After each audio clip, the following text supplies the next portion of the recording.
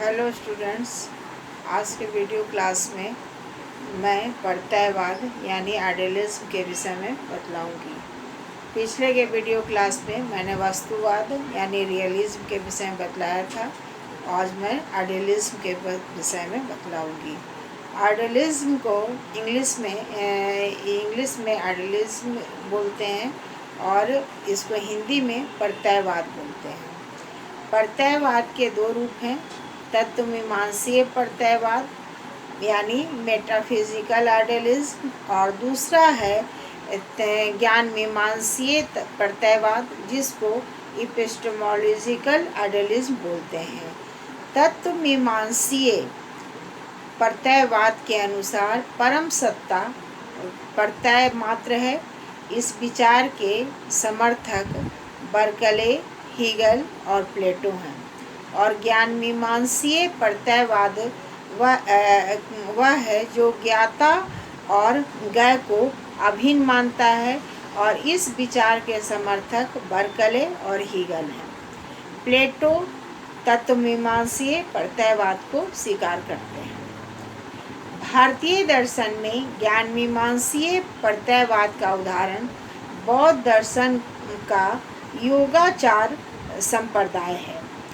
प्रत्ययवाद अपने समर्थन में निम्नलिखित युक्तियां देते हैं।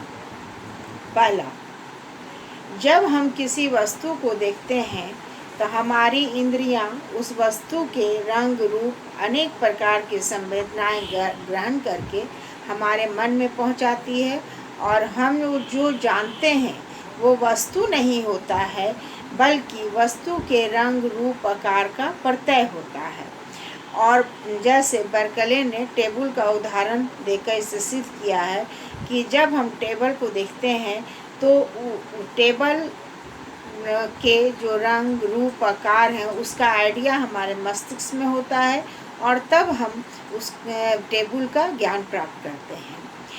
इसी आधार पर उन्होंने अपना सिद्धांत दिया है जिसे इस परसिपी कहते हैं।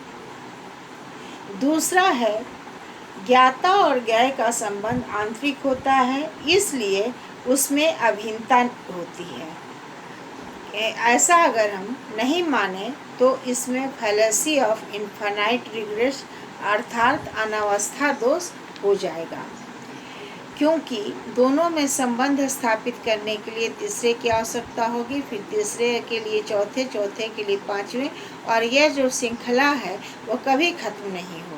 और इसी श्रृंखला के दोष को हम अनावस्था दोष या इनफाइनाइट रिग्रेस कहते हैं।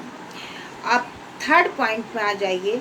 जो वस्तु के प्रत्यय हैं वे ज्ञाता से स्वतंत्र हैं। वस्तुओं और ज्ञाता में संबंध कैसे होता है? वस्तुएं स्वतंत्र होने पर वह ज्ञाता से भिन्न होंगी और दो भिन्न वस्तुओं में संबंध स्थापित करने के लिए तीसरे और तीसरे के लिए चौथे, चौथे के लिए पांचवें की आवश्यकता होगी, जिसको मैंने पहले भी बताया, आज अभी भी फिर मैं उदाहरण देकर बता रही हूँ। अतः जिसके कारण अनावस्था दोष यानी इनफाइनाइट रिग्रेस का फैलेसी ऑफ इनफाइनाइट रिग्रेस आ जाएगा और अतः वस्तुएं जो है सो ज्ञाता से स्वतंत्र नहीं होती है।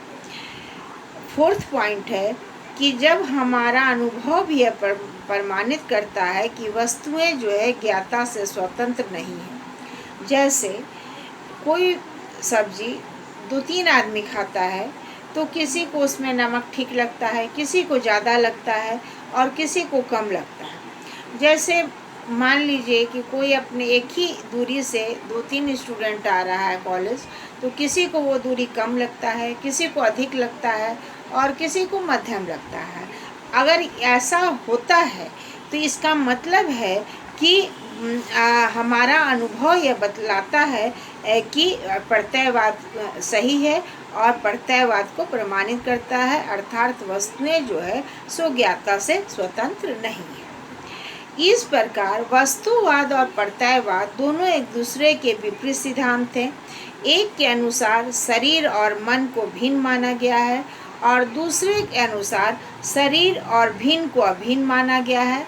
यही कारण है कि दर्शन शास्त्र में विशेषकर ज्ञान मीमांसीय क्षेत्र में मन और शरीर का संबंध एक महत्वपूर्ण समस्या मानी जाती है। यानी मन और शरीर का कैसे संबंध होता है, इस विषय पर लोगों में मतभेद है और अगले चैप्टर में मैं इसी बात को दर्शाऊंगी। अब आ जाइए मन और शरीर का संबंध। मन और शरीर संबंध करने के लिए को स्थापित करने के लिए देकार्त, स्पिनोजा, लेबनिज ने सभी ने अपने अपने ढंग से प्रस्तुत किया है। ये तीनों जो हैं बुद्धिवादी दार्शनिक हैं। देकार्त का विचार अंतरक्रियावाद है, जिसको इंग्लिश में इंटरएक्शनलिज्म बोलते हैं। स्पिनोजा का समानांतरवाद है, जिसको इंग्लिश में पैरेललिज्म बोलते हैं। और स्पिनोजा का विचार पूर्व स्थापित सामंजस्य है, theory of pre established harmony कहलाता है। अब आ जाइए देकार्त के अनुसार। देकार्त के अनुसार मन और शरीर एक दूसरे से स्वतंत्र है। मन चेतन है और शरीर जड़ है, अतः दोनों का स्वरूप भिन्न है, फिर भी उनमें पारस्परिक संबंध है, जिसे देकार्त ने अंतरक्रिया संबंध के द्वारा अंतरक्रिया संबंध कहा है। जब मनुष्य को भूख लगती है तो मन खीन रहता है, और भोजन करने से जब भूख मिट जाता है तो मन तृप्त हो जाता है। उसी प्रकार से मन में जब कोई निराशा होती है तो किसी काम को करने की इच्छा नहीं होती है, हाथ पैर हिलाने से काम होता है। इस प्रकार विरोधी स्वभाव वाले दो सापेक्ष द्रव्य एक दूसरे पर निर्भर करते हैं। देकार्त के अनुसार मन और शरीर की अंतरक्रिया पीनियल ग्रंथि द्वारा होती है, और यह क्रिया को उन्होंने निम्नलिखित तरीके से समझाया है। पहला, बाह्य जगत यानी बाह्य संसार से मनुष्य संवेदनाएं उत्पन्न करता है और जिससे इंद्रियां ग्रहण करती है, और यह संवेदनाएं एग्जिस्टिंग होती है, उद्दीपक होती है।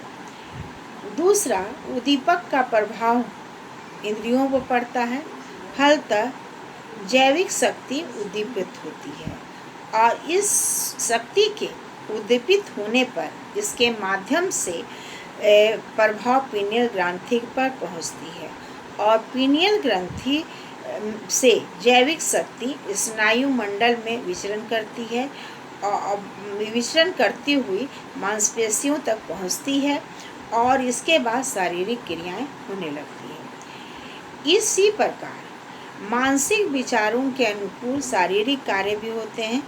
तो पीनियल ग्रंथि से जैविक शक्ति स्नायु मंडल द्वारा शरीर में क्रिया उत्पन्न करती है, अतः पीनियल ग्रंथि जो है सो मन और शरीर का मिलन बिंदु है। मन और शरीर के अंतरक्रिया संबंध को स्पष्ट करने के लिए घोड़ा और घुड़सवार के संबंध की उपमा दी गई है। देकार्त के अनुसार घोड़ा और घुड़सवार दोनों भिन्न हैं, लेकिन उनमें परस्पर क्रिया संपन्न होती है। घुड़सवार घोड़े के गति को तेज करने के लिए उसमें लगाम या चाबुक की सहायता लेता है, और घोड़ा तेज गति से सरपट भागता है। तो ये पीनियल ग्रंथि जो है वो चाबुक की तरह है। वास्तव में अंतर क्रिया संबंध को स्पष्ट करने के लिए, यानी मन और शरीर के संबंध को स्पष्ट करने के लिए उपमा की सहायता ली गई है, तर्क का नहीं। दूसरी बात है, घोड़ा और घुड़सवार दोनों चेतन है, जबकि मन और शरीर में मन चेतन है और शरीर जड़ है, इसलिए यह उपमा उपयुक्त नहीं है। इसीलिए देकार्त के परिवर्ती दार्शनिक ज्यूलिंकस और मेल ब्रॉक ने उपमा की सहायता नहीं ली। उनके अनुसार ईश्वर मन और शरीर में अंतरक्रिया संबंध स्थापित करता है। ईश्वर निरपेक्ष द्रव्य है और मन और शरीर जो है सो ईश्वर पर आश्रित है, इसलिए इन्हें सापेक्ष द्रव्य कहा जाता है, किंतु ये एक दूसरे से स्वतंत्र और विरोधी स्वभाव के हैं। जिस तरह दो घड़ियां अलग अलग होती हैं, फिर भी उनमें एक समय दिया जाता है, उनका समय सूर्य की दैनिक गति से नियंत्रित होती है, उसी प्रकार ईश्वर मन और शरीर की क्रियाओं के साथ साथ प्रभाव उत्पन्न करता है।